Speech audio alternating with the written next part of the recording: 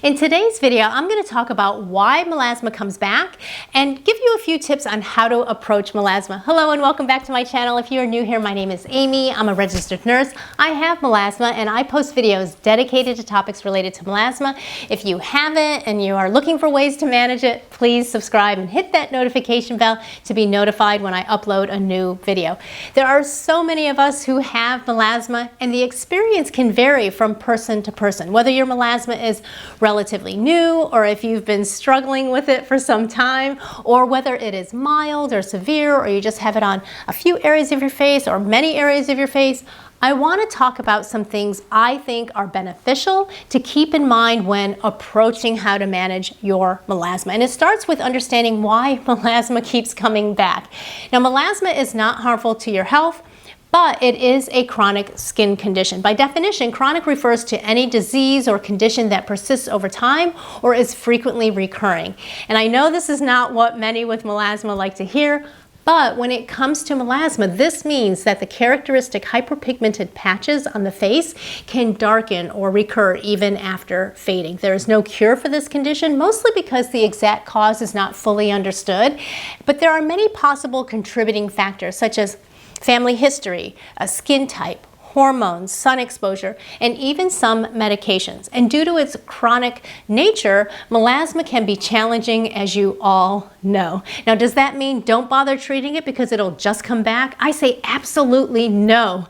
There are many ways to fade melasma and improve the appearance. I think there is almost satisfaction in trying to stay ahead of this condition. Ups and downs can be expected for sure, but I want to provide 5 things you can do as you approach not only managing your melasma to keep it under control, but also to help turn possible despair into hope. Let me know if you agree with any of the things I'm going to be talking about, or if you have anything to add. Please keep watching.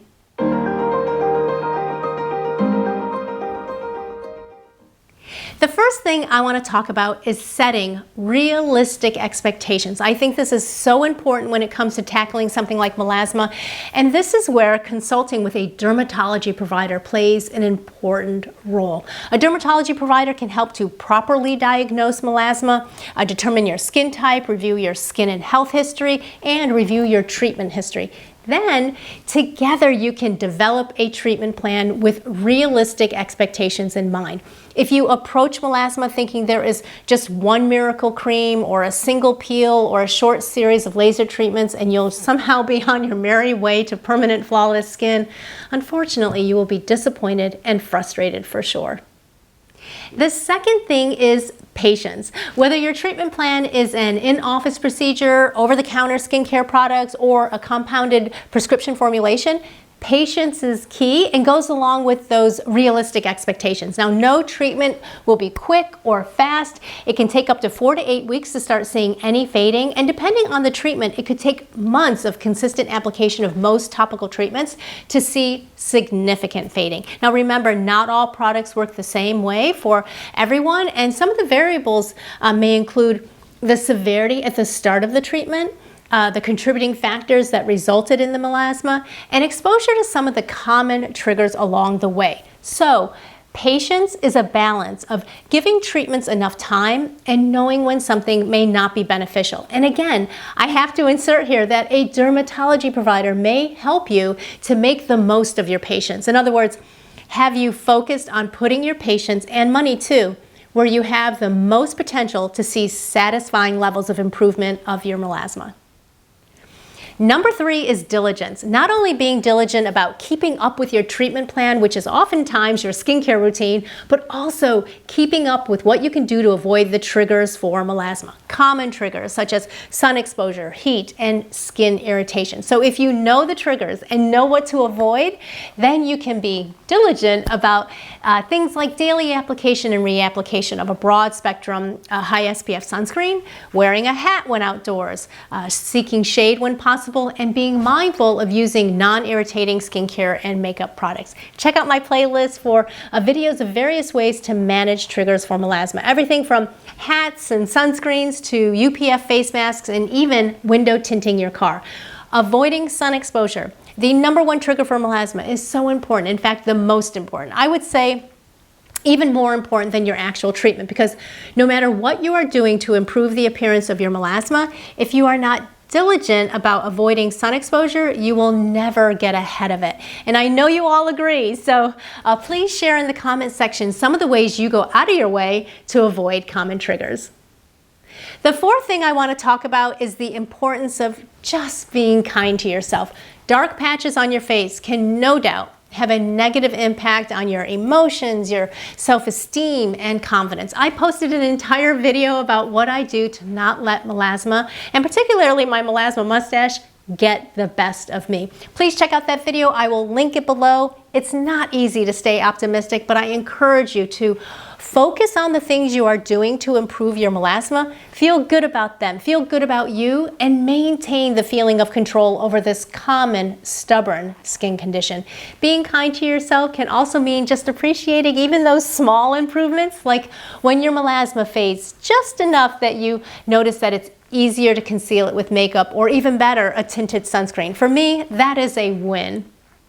And the last thing I want to stress is the importance of a maintenance plan. No one wants to go through all the painstaking efforts to get the appearance of melasma patches looking good, only to experience an immediate relapse.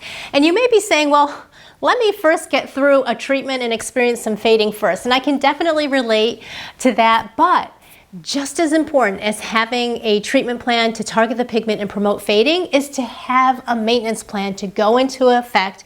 For example, when you're taking a break from hydroquinone or your series of laser treatments are completed.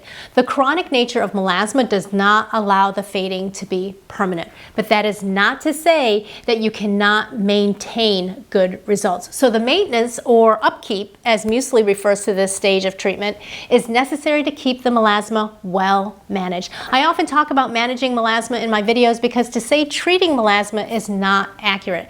And that takes me back to the first thing I talked about in this video, and that is realistic expectations.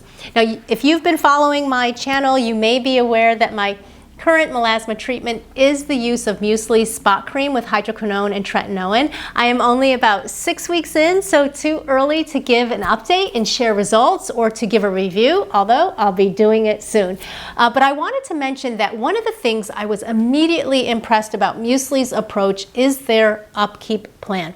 Upkeep or maintenance is key after experiencing fading or a treatment is stopped. And for many, this often means using a non-hydroquinone or non-hydroquinone formulations during the traditional recommended break after 3 months use of hydroquinone, which is what is planned for me. Now, again, something to discuss with your dermatology provider. What's the plan after the plan, so to speak? Now, if you do not have access to a dermatologist, consider an online dermatology option such as Muesli.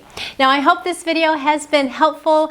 Keep in mind there are so many options when it comes to helping to fade the pigment of melasma and ways to keep it under control and maintain fading as best as possible.